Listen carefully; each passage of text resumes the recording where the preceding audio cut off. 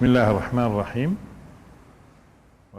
Au nom d'Allah, le tout miséricordieux, le très miséricordieux, et à louange à Allah, le Seigneur de l'univers. Que la paix et le salut soient sur notre maître Mohammed, sur la famille et ses compagnons tout ensemble. Aujourd'hui, si Allah le veut, on va commencer de parler du verset 103 dans Surat Al-Isra. Je demande protection auprès d'Allah contre le diable maudit, au nom d'Allah, le tout miséricordieux, le très miséricordieux. Pharaon voulut donc les expulser du pays. Alors nous les noyons, tous lui, en ceux qui étaient avec lui. Et après lui, nous dînons au fil d'Israël. Habitez auprès du puits. Lorsque viendra le procès de la vie dernière, nous nous ferons venir en foule. Et auprès de lui, nous dîmes signifie qu'après Pharaon, après sa noyade, et après lui, nous dîmes au fil d'Israël, habite la terre. Pharaon voulut donc expulser. En voici, Allah veut s'arrêter chez le sens du mot expulser. On parle alors du conflit qui a eu lieu entre le vrai et le faux. Le faux est incorporé par Pharaon, alors que Moussa, le salut soit sur lui, incorporé le vrai. Donc, le Pharaon a voulu les expulser, mais Allah l'a noyé, lui avec tous ceux qui étaient avec lui. Nous dîmes au fil d'Israël, habitez la terre, puis lorsque viendra la promesse de la vie dernière, nous vous ferons venir en foule. Ce verset est très convertible. On trouve autre de lui pour clairer le parfois interprété, ne voit pas l'aider de tous les côtés. Pour ce nombreuses causes, on trouve que l'interprétation souriante vers sens qui est loin de la vérité du texte du verset est un des exemples typiques qui affirme que l'interprétation que ne possède pas la base convenable et suffisante pourrait donner une mal compréhension du texte. On commence par une introduction. Les gens, en général, pensent par musulmans uniquement que lorsque Moussa et le salut soit sur lui, a fait sortir tous les fils d'Israël de l'Égypte et que personne n'y est resté, d'où vient cette illusion. Nous remarquons qu'elle est une illusion enracinée dans la mentalité des historiens, des interpréteurs et de tout le monde qui soit cultivé ou littéraire. Ils croient que Moussa, que le salut soit sur lui, est venu pour faire sortir tous les fils d'Israël. En fait, ce n'est pas vrai. Pourquoi? C'est comprendre important pour comprendre beaucoup de sujets. Jusqu'à Allah, exalté soit-il, personne ne crut au message de Moussa, sauf un groupe de gens. Ces gens peuple. Alors tous ceux qui ont cru à Moussa ont un groupe de jeunes parce que l'expression en arabe porte ce sens.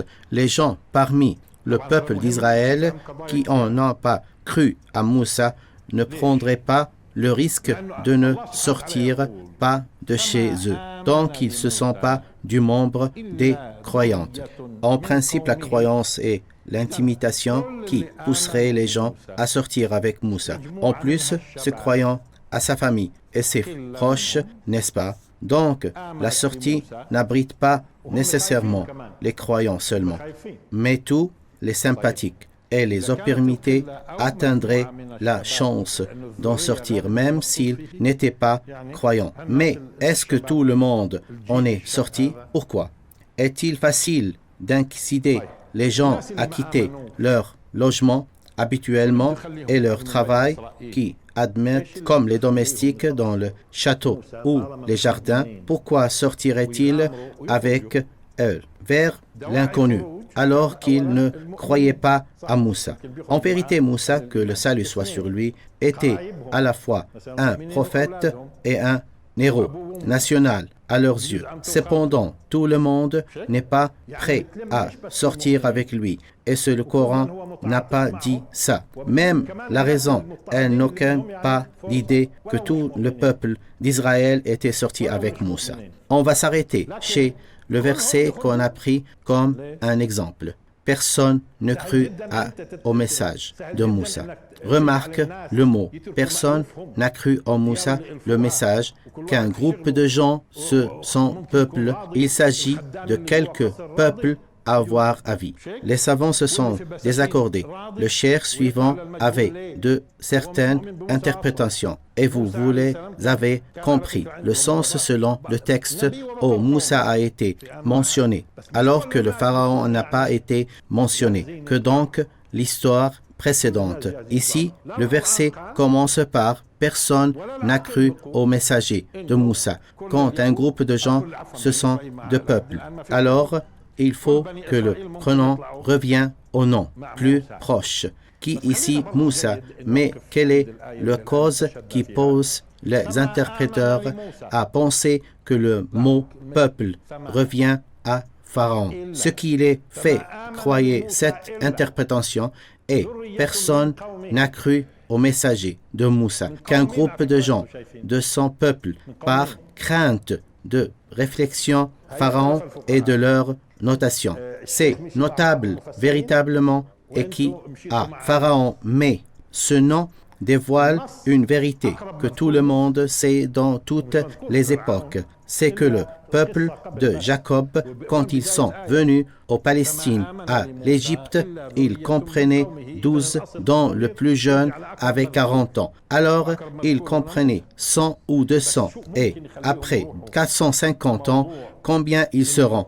Ils seront au moins quelques millions, ou disons 1 million. Ce n'est pas. Est-il alors possible qu'ils sortent tous de n'est pas raisonnable? Parallèlement à ce qui se passe actuellement, il se peut qu'un nombre d'eux ait des intérêts avec les désobtes de l'instinct allégeant parmi nous, ceux qui comprennent avec Israël. Pourquoi ils se font ça? Pour être fichés riches ou bien pour faciliter ses intérêts. Vous trouvez ce genre de gens, n'est-ce pas? Dans chaque nation, il existe des optimistes qui s'entraînent avec d'exposer l'originalité de leur injuste.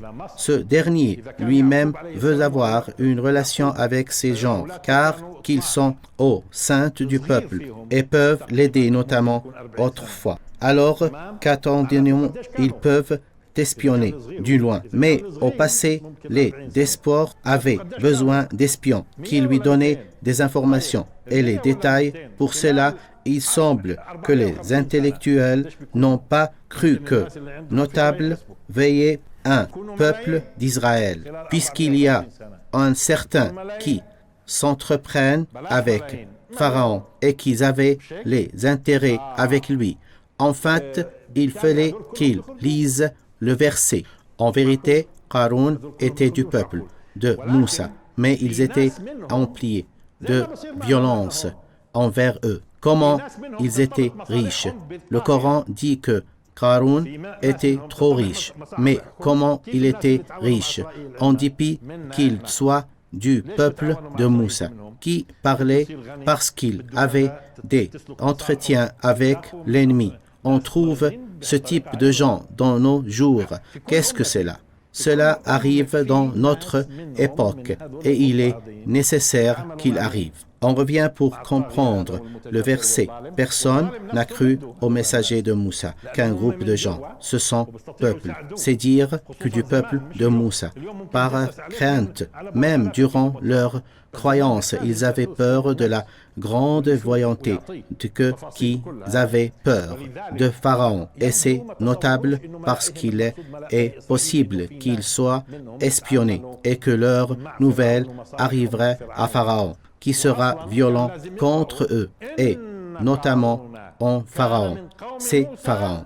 Remarque que le verset, par crainte de représenter le Pharaon et de leurs notables, de qui on parle, et qui, l'agent ici, c'est Israël, qui sont les notables, et qui transportent les nouvelles à Israël. C'est Israël qui sera en prison. Vous remarquerez comment le verset est précis. Pour cette raison, certains interpréteurs ont cru que le pronom reviendra peuple, le pharaon, parce qu'ils ont vu le mot notable.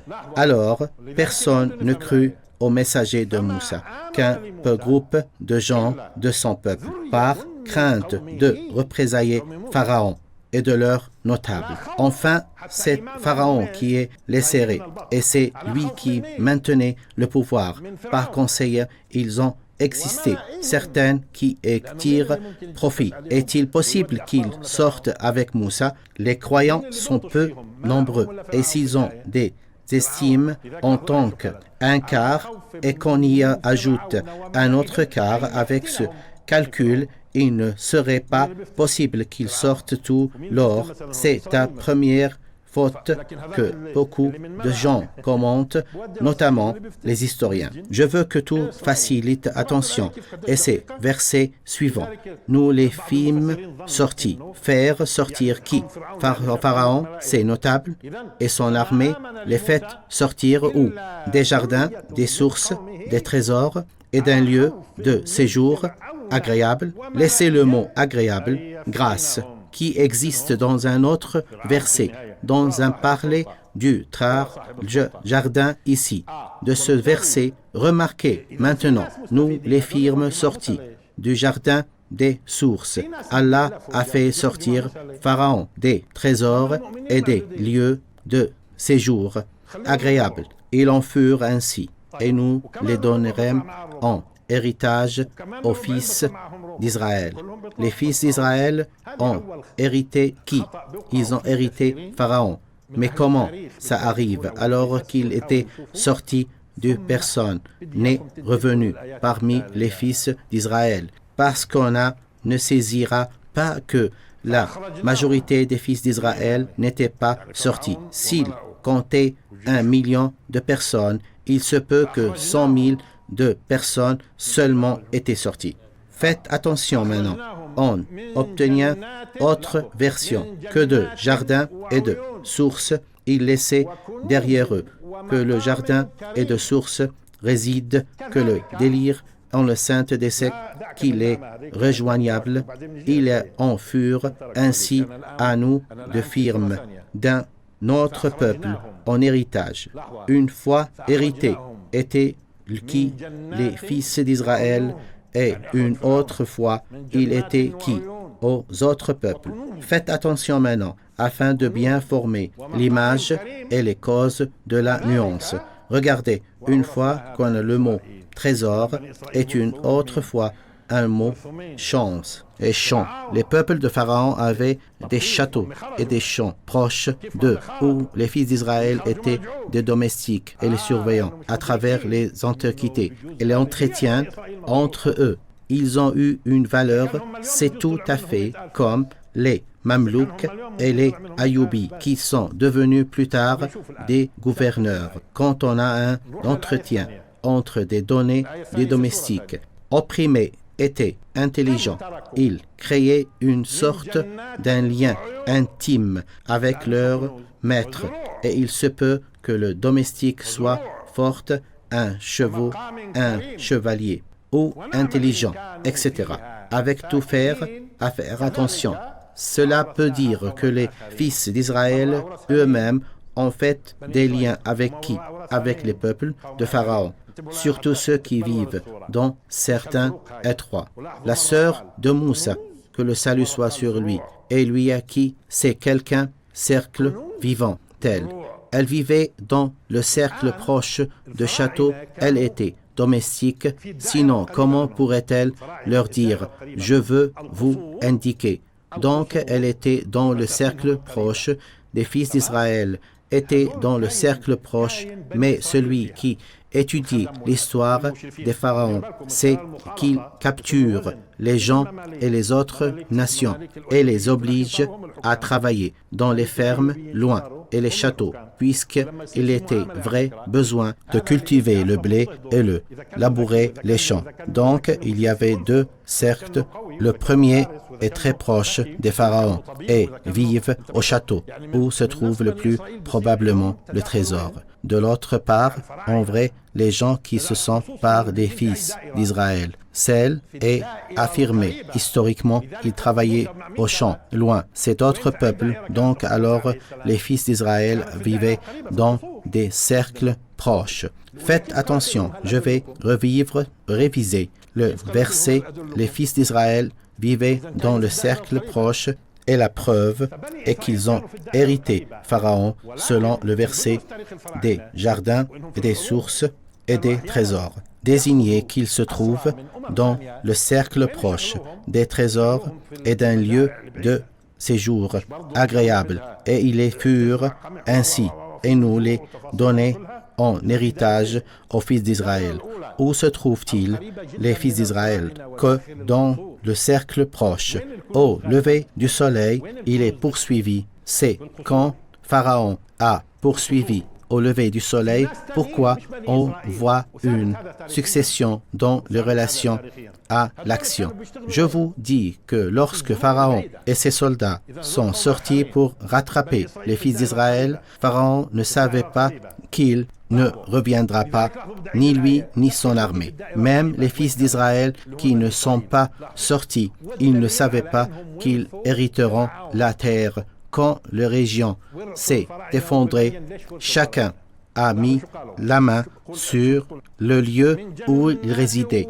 L'origine, dès que le Pharaon est sorti de la poursuite des fils d'Israël qui se sont évadés, il n'est pas revenu. Et c'est fin. L'héritage, c'est réalité, c'est l'héritage du Pharaon par les fils d'Israël. Pour cela, remarque le verset. Nous, les fîmes sortis du jardin, des sources, des trésors et un lieu de séjour agréable. Ils en furent ainsi. Et nous les donnâmes aux héritages aux fils d'Israël au lever du soleil. Il est poursuivi. Alors, dès que Pharaon est sorti, l'histoire a fini, car il ne reviendra alors que ceux qui sont restés parmi les fils d'Israël ont hérité la terre sans savoir. C'est pareil à quelqu'un dont le père ou le grand-père meurt et qu'il apprenne à la nouvelle après 10 jours.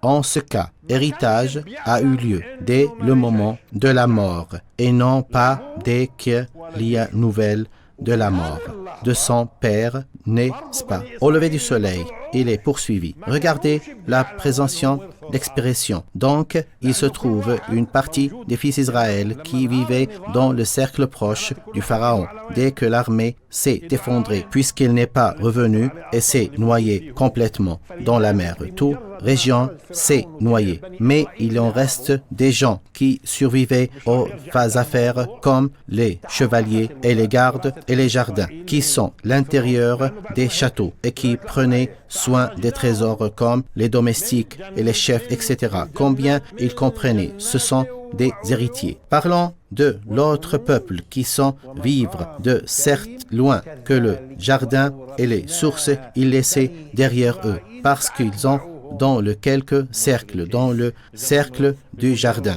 que de champs et de super résidences, que le délire au sein desquels ils régissent.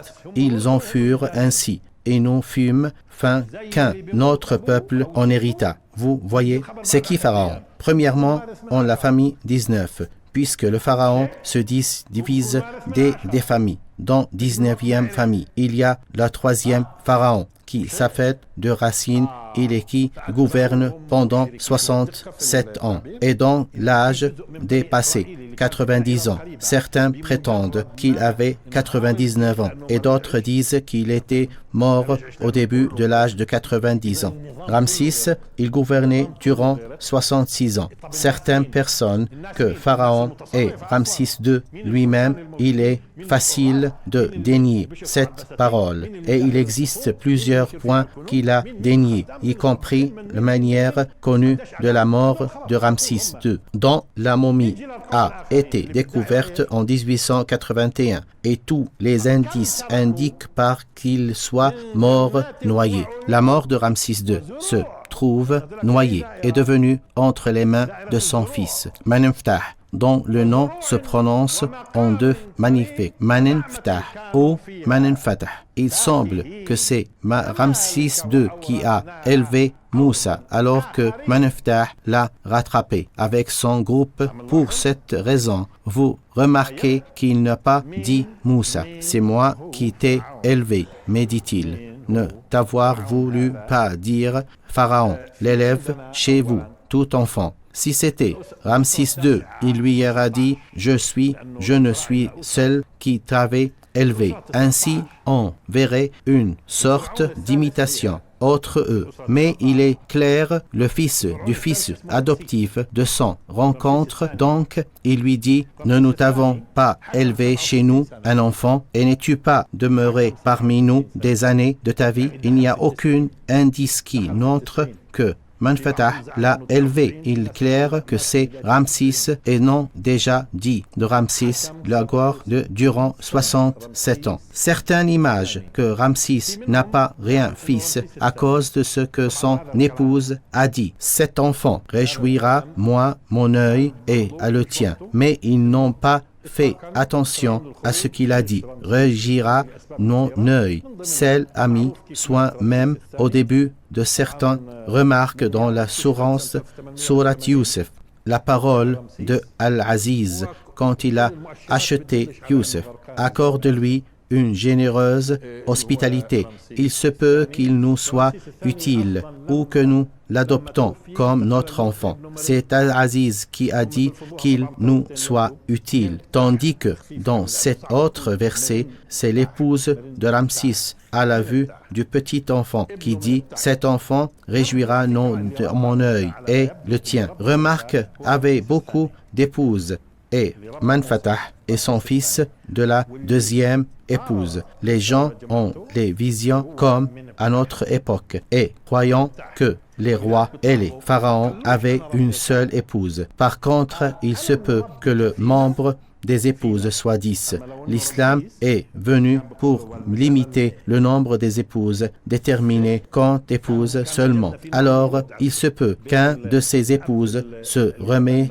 soit jeune et belle, mais qu'elle ne puisse pas avoir d'enfant et qu'elle lui dise « Cet enfant réjouira mon œil et le tien. S'il laissait, il acceptera et rien ne peut démarquer comment il arrive que Menenfatah soit fils de Ramsès. Il n'imagine pas que cette femme stérile était toute jeune et qu'il est plus tard que pu avoir un enfant, où on explique qu'elle soit morte et une autre épouse a eu un enfant. Et personne et les imaginations des gens sont tellement bizarres. Certains historiques égyptiens pensent qu'il est impossible que Menenfatah aille de la poursuite de Moussa, ou leur disent pourquoi pas. Regardez comment les choses deviennent faute de la méthodologie dans la recherche des histoires présentes de chimie. On leur demande quelle est la preuve qui affirme l'impossibilité de rattraper Moussa par Menenfatah. Ils répondent que dans tous les antiques pharaoniques, on ne trouve que le mot Israël, que dans la tablette qui parle de Menenfatah. Ils enregistrent leurs exploits sur l'obésité de Piri où chaque roi écrivant ses exploits. Ils ont trouvé la tablette qui montre les exploits de Menenfatah. En fait, on fait qu'il est autiste égyptiennes constituent plus de 25% de celles du monde pourront en croire que tout ce qu'on a découvert ne dépasse pas les 25% des traces qui sont encore enterrées et enserrées dans l'histoire des pharaons. C'est pour qu'on remarque que l'histoire se trompe et se trouve contradictoire et c'est dû parfois à la manière de l'entièreté fait chaque groupe. Comment peut analyser et informer comme ces idées qu'on abordées ici. La plus des histoires égyptiennes croient qu'il ne s'agit pas de Menfatah. Pourquoi ça? Ils disent c'est parce qu'on a trouvé le nom Israël que dans la tablette de Menfatah, qui est instituée l'hymne de la victoire où Menfatah enregistrait ses exploits. Le nom d'Israël a été mentionné dans cette tablette. Concernant le contenu de cette tablette était à traduire plusieurs visions dans une dit aujourd'hui Israël a été pris et il n'aura pas d'exception. Cela signifie que Menfatah a fait périr Israël, qui n'aura aucune descendance. Alors ils disent voilà que Menfatah a mentionné Israël et qu'il a fait périr sans laisser aucune trace. Comme arrive-t-il qu'il allait à la poursuite de Moussa et il s'est noyé? Le Coran explique l'idée. On dit que le fils d'Israël soit deux catégories, une qui reste à l'autre qui est sortie. Je vais poser une question pour prévoir qu'après Jacob, que le salut soit sur lui. 450 ans, que tout le peuple d'Israël soit resté en Égypte. Pourquoi? Il y a des gens qui s'étaient optimistes. Il était à l'époque très facile de prendre son cheval et d'aller à un autre pays, vers où ils peuvent s'adresser. Ils peuvent revenir en Palestine. Il était possible qu'on allait dans un convoi commercial et qu'on quitte l'Égypte. Peut-il l'arrêter? Autrefois, c'était difficile. De nos jours, il n'y avait pas de passeport à frontières ou de difficultés, etc. À l'ancienne époque, c'était difficile de contrôler les affaires intérieures du pays. Mais si quelqu'un l'a quitté, personne ne pourrait l'arrêter. On ne pouvait pas déterminer son identité, puisqu'il n'y avait pas de carte d'identité. Pour cela, à travers 450 ans, une portion des fils d'Israël aspirait à la terre des anciens et une partie d'eux est sortie en fuyant. L'injustice des pharaons, vous avez à chaque époque au sein des nations optimistes. Il existe des gens qui n'acceptaient pas d'être optimisés, quoi qu'il soit le prix. Il y a des gens qui ne supportent pas tyrannie. Beaucoup de gens l'acceptaient, mais on trouve certains qui n'acceptaient jamais de subir l'injustice. Ces gens-là ne sont jamais restés en Égypte et personne ne pourrait les empêcher d'en sortir. Alors des groupes de peuples israélites se sont évalués petit à petit en fil de 450 ans jusqu'à ce qu'il ait construit la Palestine, la terre des anciens. Il est devenu, aux yeux de Menfatah, une source dérangement. Il est connu historiquement que les pharaons ont tenu plusieurs conventions avec les dirigeants du pays voisin pour échanger des évadés. Alors, il y avait des évadés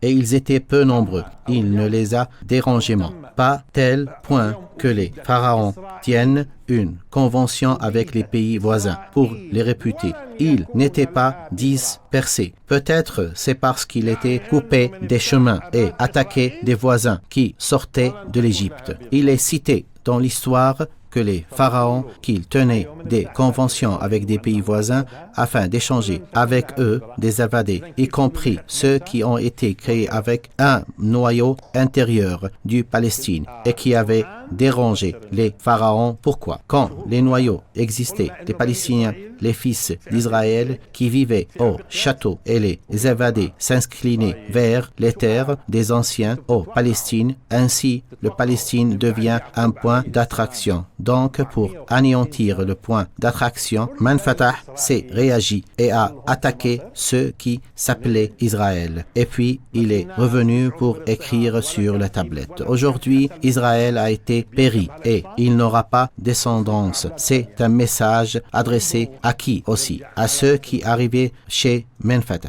Il voulait leur dire, si vous voulez appuyer sur Israël, qui formait un point d'attaque et d'attraction en Palestine. Aujourd'hui, Israël a été péri et il n'aura pas descendance. Vous avez compris. Donc, il y avait deux illusions dans laquelle les gens tombaient. La première illusion dit que tous les fils d'Israël étaient sortis avec Moussa. En fait, aucune preuve n'existe. Ce propos à la raison s'oppose à cette parole. La deuxième illusion qui dit que tous les fils d'Israël sont restés en Égypte pour 450 ans. Et ce n'est pas vrai. Certains croient que le noyau d'Israël que Manfatah a fait périr existait au pays du Cham. Et il y avait une petite de petit à petit qui ne soit pas un point d'attraction pour les gens qui vivent chez lui. Il n'existait pas de preuve qui affirme que Manfatah est le pharaon de la sortie, car il n'y a pas de preuve tranchante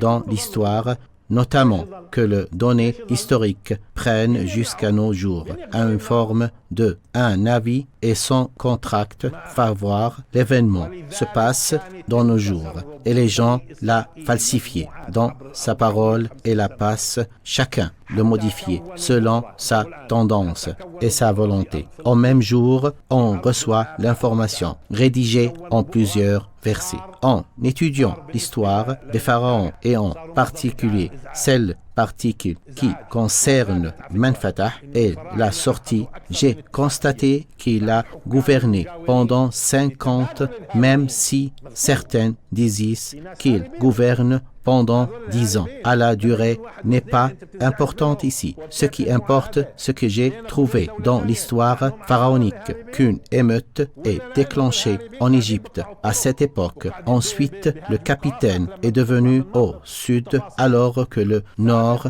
a été gouverné par un homme asiatique qui s'appelait Arsus. Que signifie cela? Cela montre qu'il n'y avait pas de roi ou mais c'était affirmé dans l'histoire.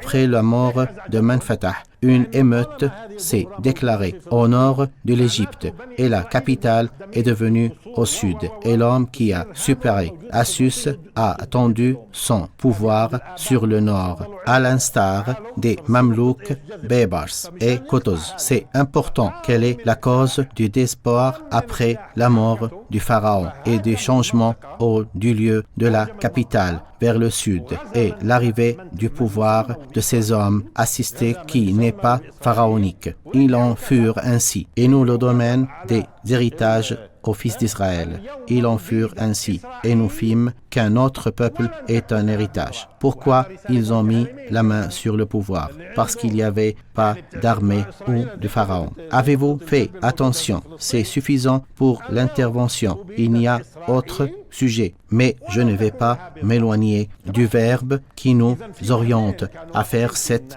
explication. Alors, on y revient. Celui qui dit « il voulut », il signifie la phrase « ce verset vous intéresse beaucoup ». Ô Palestine, il voulut donc les expliquer du pays. Voyons le mot expulsé. Tout d'abord, on va prendre ce qui est cité dans le verset numéro 66 de la sourate El-Isra. Allah exalté soit-il, dit au droit du messager, que le salut soit sur lui. Ils ont failli. Il s'agit de Quraysh. En vérité, ils ont failli réussir à faire fuir le pays afin de t'en bannir. Faites attention, la cause de différente de la conséquence qu'il est poussé à sortir. Est-ce qu'il fait se pousser quelqu'un également sans le sortir? Non. C'est une cause qui aboutit à l'expulsion. Envahir, ils n'ont fait dire réussir et le fait de fuir le pays afin de l'en bannir. Mais ici, dans le verset 103, Pharaon voulut donc les expulser du pays. Allah n'a pas dit dans le verset pour les faire sortir, parce que le Pharaon ne voulait pas qu'ils sortent. S'il était prêt à les faire sortir, cela serait fini et il n'y aurait pas de cause de déclaration ou de rattraper Moussa. Quel est le Moussa? Que le salut soit sur lui. A dit au Pharaon, pour que tu laisses partir les fils d'Israël avec nous. Moussa est venu pour les reprendre Alors, il fallait que Pharaon lui dise « Prends-les ». Mais comment arrive-t-il à les comprendre? Pharaon avait besoin d'eux et s'appuyait complètement sur eux. Imagine que tu possèdes une usine qui fabrique 2000 ouvriers et lequel d'un disait « Je vais reprendre tous les ouvriers ». Tu n'accepteras jamais. Et tu leur dirais « Quel ouvrier? Où irez-vous » Vous avez compris comment les prendre tandis qu'ils soient enracinés dans tout le domaine. Le boulanger, la garde, le chevalerie, le médecin, etc. Ils formaient une nation. Donc, Pharaon ne voulait pas que les fils d'Israël en sortent. Je ne surprends de certains livres d'interprétation qui donnent le sens de faire sortir alors qu'il n'est pas de tout substance de Pharaon veut les faire sortir. Certains interpréteurs contemporains qui sont intelligents disent que c'est une stupidité de la part des pharaons de faire sortir les fils d'Israël. Mais ce n'est pas vrai que le pharaon est stupide. En fait, il ne voulait pas les faire sortir. Comment vous interprétez le verset au sein de faire sortir? Si Pharaon a voulu les faire sortir, il n'irait pas poursuivre de Moussa. Quel est donc le sens d'expliquer qu'il est cité dans le verset ci-dessus? Nous remarquons qu'on utilise ce terme en arabe, mais dans quel sens? Quand on soit en quiétude, stable et calme, c'est un signe qui montre la stabilité, n'est-ce pas? Pour cela, les gens disent « On veut une société stable et sûre. » Bon, le verbe en arabe qui vient dans le verset explique contraire de la stabilité et la sûreté. Faire expulser quelqu'un est le sens d'extraire léger, inquiétant, instable et un point envolé. Pharaon a voulu contradire les fils d'Israël en les menant dans leur stabilité, leur sûreté et leur quiétude. C'est pareil au comportement des armées en Syrie, afin d'emprunter les gens que ce qu'ils font, ils frappaient la sûreté des gens chez eux.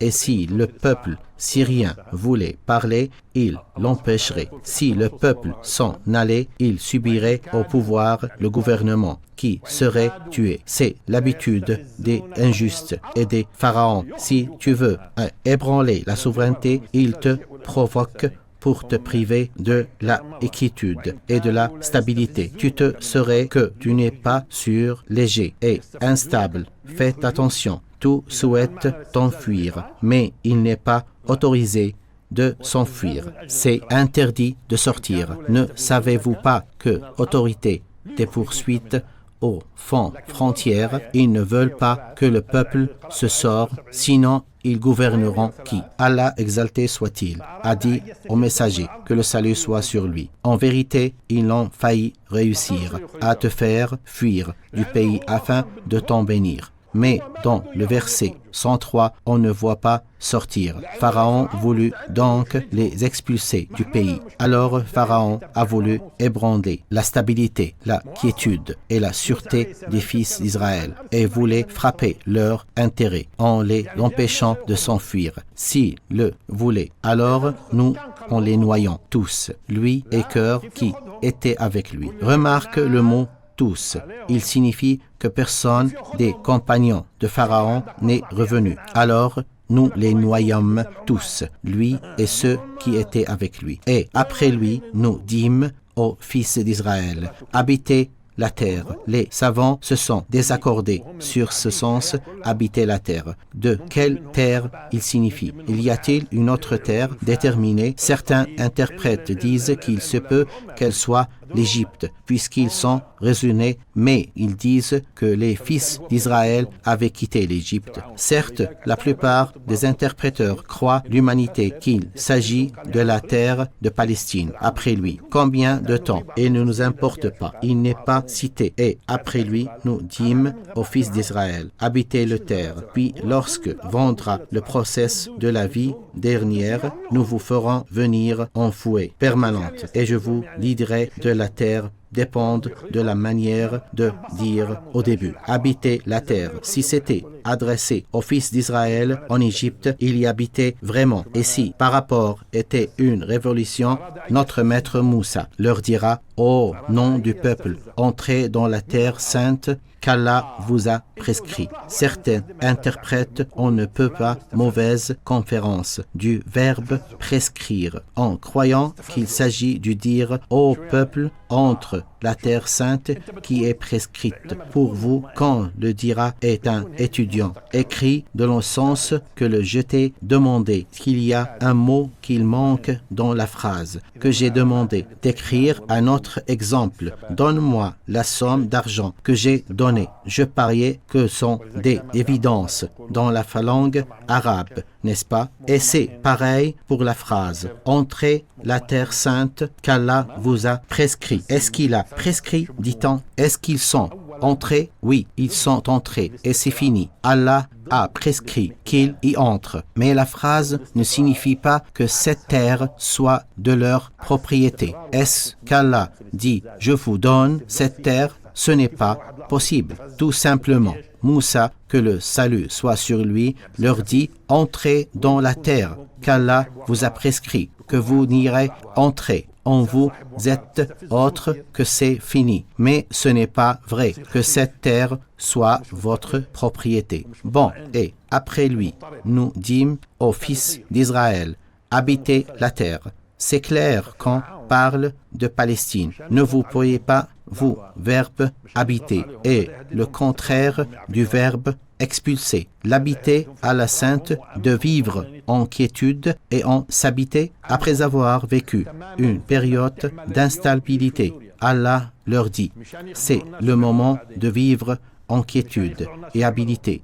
La tire dans laquelle vous entrez par paix de Moussa, que la salut soit sur lui, habitant contient le calme, la stabilité et la sûreté.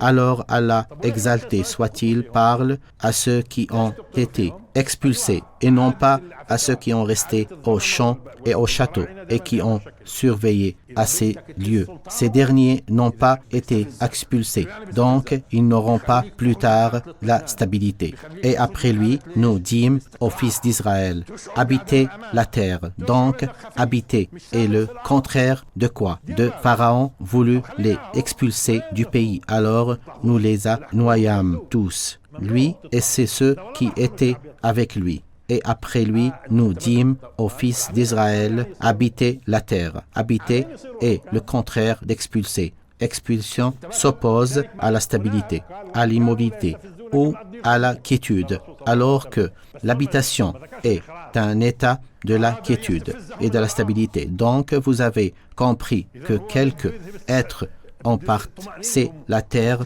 du Palestine. Puis, alors viendra la promesse de la vie dernière. Nous vous en ferons venir en fouet. Tout d'abord, laissez-nous parler du mot fouet. Allez, exalté soit-il, a dit. Et jardin luxuriante. Il s'agit des jardins dont les Arabes ont des branches tournées, des nues sur d'autres. Les gens aiment les tournitures des branches des Arabes. Si on veut savoir l'origine de chaque arbre, on trouve que chacun d'une origine différente. Elles sont réunies à tourner les uns sur les autres, mais devaient quitter les branches et les regarder les racines en un arbre et en autre, un troisième et un quatrième et un cinquième. Donc, ces branches tournées ont les origines différentes, telles que l'essence des fouets dans les versets. Ce sont des communautés réunies et donc les origines sont séparées. Elles ressembleraient au jardin dont les arbres ont des branches tournées les unes sur les autres et dont les racines sont différentes. On verra plus tard pourquoi leurs racines sont différentes et leurs origines sont séparées. Donc, les communautés dont les origines sont séparées, elles sont réunies et à leur réunion, une contribue comme ça. Donc, leur réunion s'y contribue, faire un mélange de plusieurs origines. Lorsque viendra la promesse de la dernière vie. Nous vous ferons venir en fouet. Après avoir compris le sens du mot en foule, on trouve que le boucher utilise la même expression quand il tourne les morceaux de la viande, dont chacun est d'une pièce différente. Alors, la réunion des gens sera en courbure et il y aura des communautés qui viendront d'origines séparées. Pharaon voulut les expulser du pays, alors nous les noyons tous, lui et ceux qui étaient avec lui. Et après lui, nous dîmes, auraient des fils d'Israël, habitent la terre, puis, lorsque viendra la promesse de la vie dernière, nous vous ferons venir en foule. Premièrement, en la promesse miraculeuse de la vie dernière, ce qui montre que l'interpréteur est contemporain, parfois en des justes qu'on ne peut pas imaginer. Ainsi, l'interpréteur s'obstine chercher une interprétation ici. L'expression de la promesse dernière n'est citée dans le Coran sacré que 2 fois. La deuxième fois, elle est citée dans la sourate Al-Isra. Et lorsque viendra la promesse dernière afin qu'il inflige vos visages. Et cette fois qui est la fin de la sourate Al-Isra. Et lorsque viendra la promesse de la vie dernière, nous vous ferons venir en foule. Dans les 2 fois, on parle des fils d'Israël. Et elle n'a pas été citée dans le Coran pour une 3e fois. Comme donc peut interpréter la promesse de la vie dernière à la façon souveraine d'une façon différente que notre première interprétation au début. Pourquoi? Je peux vous dire pourquoi il s'intéresse à la dernière promesse en tant que dernier jour. Pour vous remarquer que l'interprétation n'est pas logique quand ils disent qu'il s'agit du dernier jour. Pourquoi c'est le dernier jour? C'est que le dernier jour, c'est cité dans le Coran. De cette formulation, la promesse du dernier jour. Non, il n'y a pas la cité. Lorsqu'il vient l'accomplissement de la première de ces 2 prédictions, puis quand vient la dernière prédiction, il voulut les expulser, puis lorsque vient la promesse à la vie dernière. Remarque les mots qui sont classés dans les 2 versets de la même manière dans les 2 versets. On parle des fils d'Israël. Pourquoi donc on les interprète chacun d'une manière différente? La dernière promesse au début de la sourate est la même qui existe à la fin. Une fois, elle a été citée en détail et une autre fois, elle a été citée en général. Il ne nous n'importe pas maintenant de classifier pourquoi elle a été détaillée une fois et mentionnée en général dans la 2e fois. Nous avons décrit pour les fils d'Israël dans le livre par 2 fois. Vous sèmerez la corruption sur terre. Donc, Allah leur prescrit dans le total une prescription sur la terre de Palestine et qu'ils s'y sèmeront la corruption 2 fois. De quelle corruption Allah parle-t-il?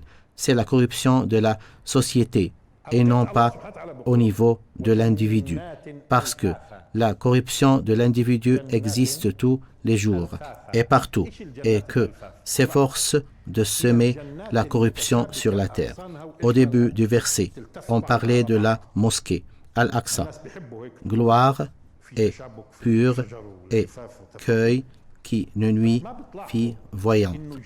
Et puis, et nous avons donné à Moussa le livre dont nous avons fait un guide pour les fils d'Israël. ne prennent pas le protecteur en dehors de moi. Ô vous, descendants de ceux qui nous avons transférés dans l'arche avec nous. Celui ici était vraiment un serviteur fort.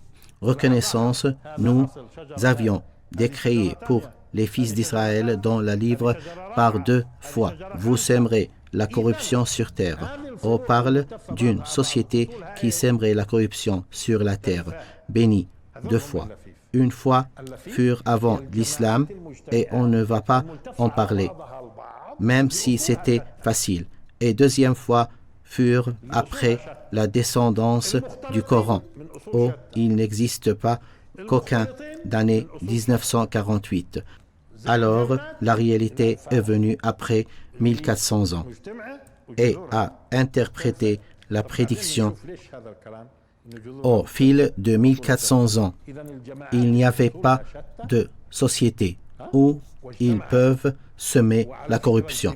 Cependant, à la fin de la sourate Al-Isra, il semble qu'Allah exact soit-il en disant « Et après lui, nous dîmes » après Pharaon. Il passe beaucoup d'années avant qu'il entre aux Palestine. Ils ont résidé après être dispersés. En fait, Allah leur a dit au début « Entrez », mais ils ne sont pas entrés. Ainsi, Allah leur prescrit dit « Entrez », et quand ils sont refusés, Allah leur a dit « Si vous ne voulez pas entrer, dispersez-vous. » Donc, et après leur dispersion, Allah les a fait habiter dans des terres, et après lui, nos démons, en fils d'Israël, habitent la terre, afin que la première promesse se réalise, et lorsque vint la dernière promesse, nous vous ferons venir en fouet. Où sont-ils entre la première et la dernière promesse? Ils seront hors de la terre. Après la première promesse, logement, la dernière promesse sera réalisée avec la corruption et puis avec la sortie. Lorsque vint la dernière promesse chez eux, il existe 2 promesses. Lorsque vint la dernière promesse, nous vous ferons venir en foule. Pourquoi Allah dit en foule? Et nous avons compris.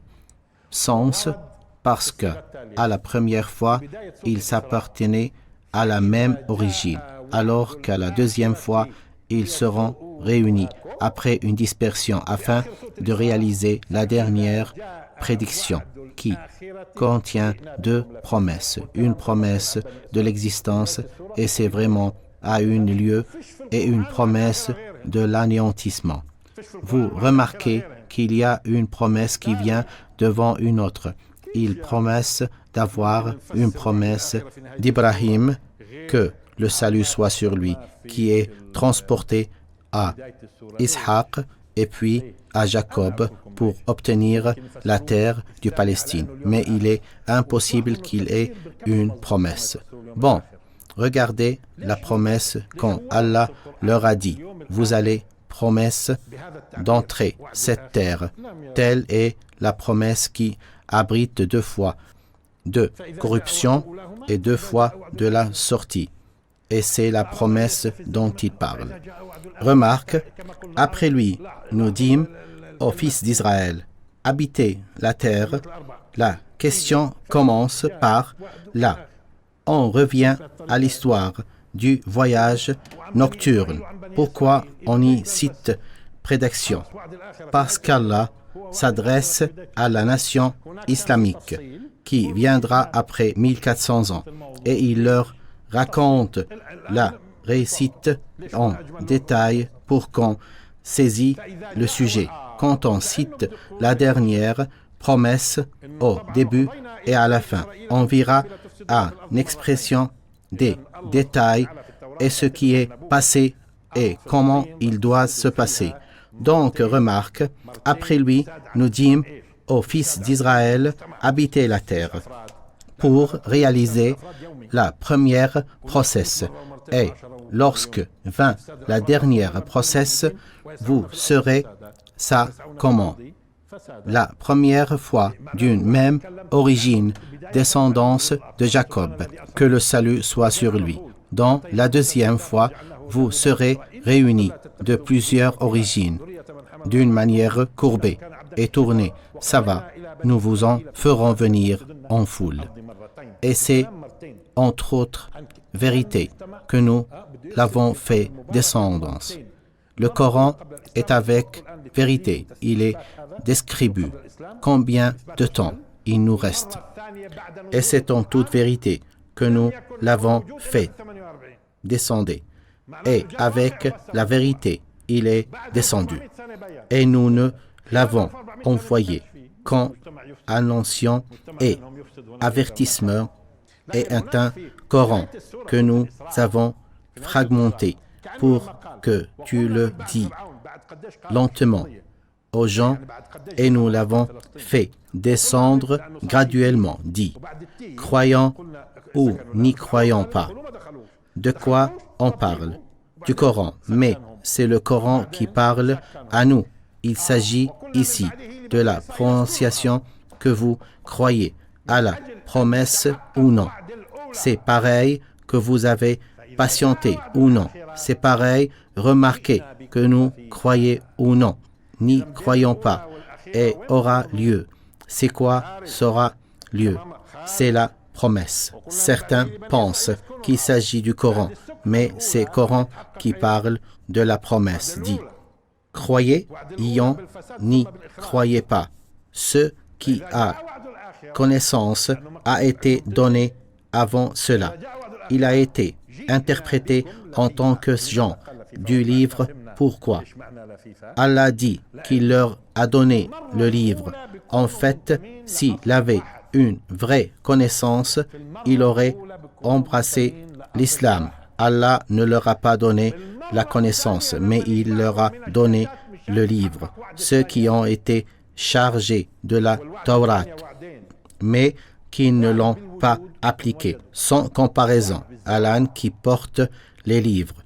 Quel est donc le sens de ceux qui ont comparaison à être donnés? Ce sont des gens qui ont eu la connaissance de la process avant sa réalisation. Qu'est-ce qu'il y a en eu genre?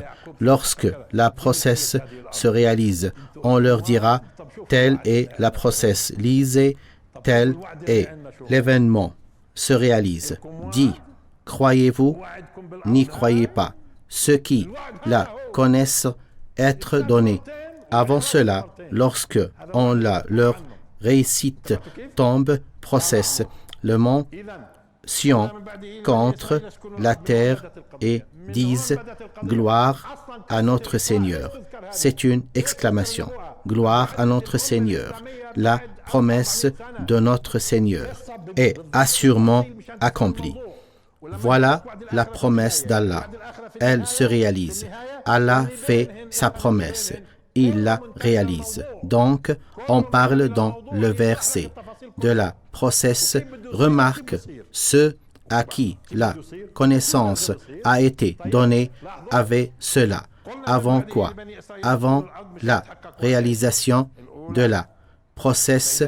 Et quand ils voient cette réalisation, lorsque on le leur récite, tombent prosternés, le montant contre la terre, et disent gloire à notre Seigneur. Ici, il y a une certaine, la process de notre Seigneur est assurément accomplie. Voyons la certitude dont la phrase est arabe. Cela montre que si Allah a voulu réaliser une process, il le ferait. Et il tombe sur leur menton, pleure, et cela augmente leur humilité. Vous serez du membre des gens qui vivront cette situation, si Allah le veut. La process n'est pas très loin. Ne croyez pas qu'il y aura beaucoup de temps. Beaucoup de gens sont au Coran et versent et détaillent même les non-musulmans. Ils sont au courant. Il y aura des gens qui entreront à l'islam. Quant à ceux qui ont une idée prétendent de l'islam, avons parlé de cette process. Il y a tant de temps et que le Coran avait parlé de ceux qui auraient prévenu.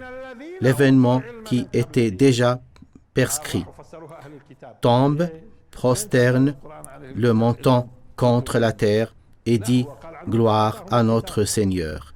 La process et notre Seigneur est aussi assurément accompli et ils tombent sur leur menton pleurant.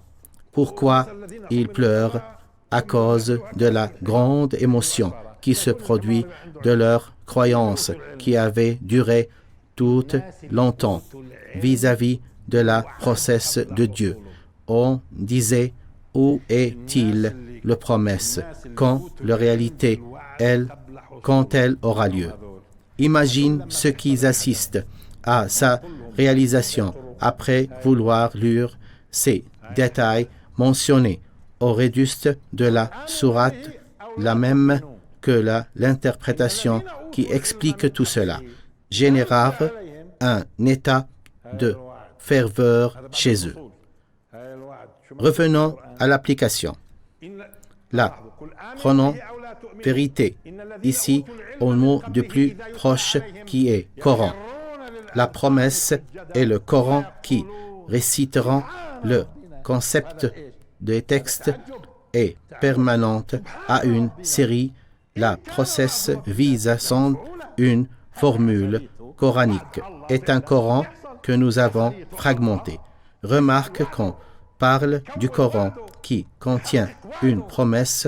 On parle ici de la process parce que gloire à notre Seigneur. Le process de notre Seigneur est aussi assuré, accompli. Donc, parce que ici, la promesse est lorsque vit la dernière process, vous feront venir en foule et c'est en toute vérité que nous avons fait descendre le Coran et avec la vérité, il est descendu et nous ne l'avons pas envoyé quand annonciateur et avertisseur est un Coran que nous avons fragmenté pour que tu le lises lentement aux gens et nous l'avons fait descendre graduellement. Dit, croyez à quoi? À la promesse mentionnée qui est le Coran.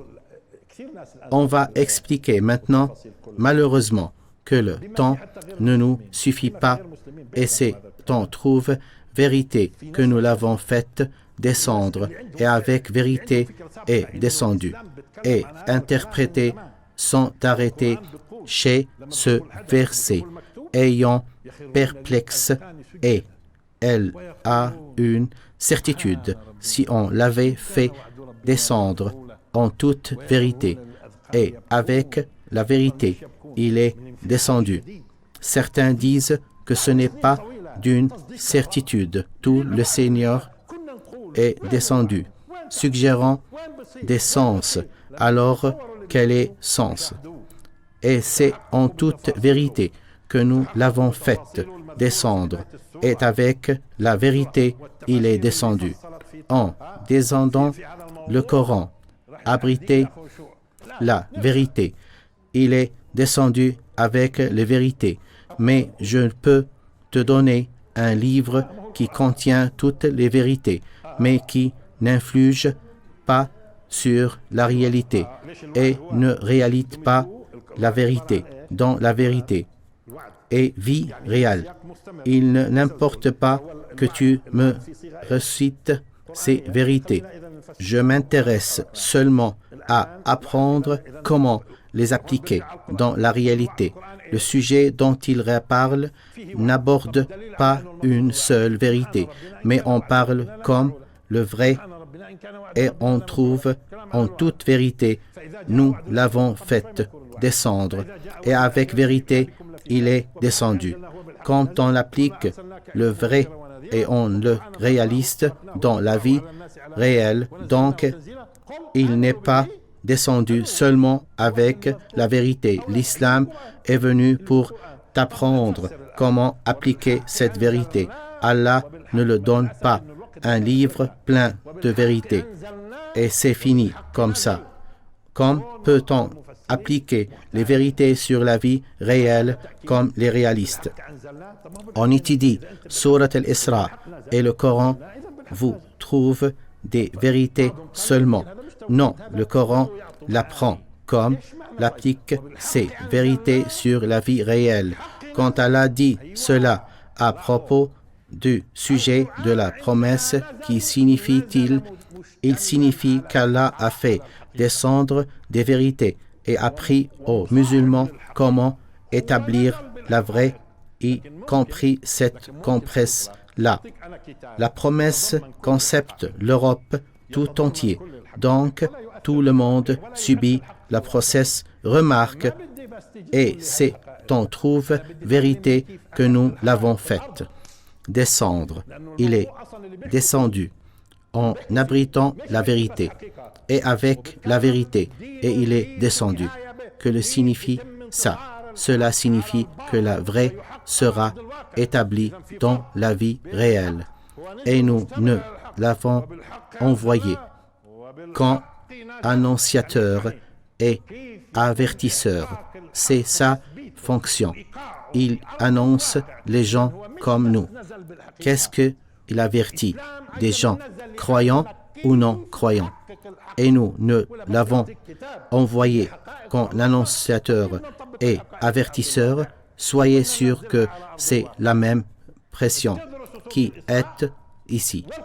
Au début de la Coran, remarque le début de la sourate après avoir mentionné la dernière process. Allah a dit: certes, ce Coran guide vers ce qu'il y a de plus droit et il annonce aux croyants qu'ils font de bonnes œuvres, qu'ils auront une grande réponse ou vénérie, et à ceux qui ne croient pas à leurs détails. De nous leur avons préparé un châtiment douloureux.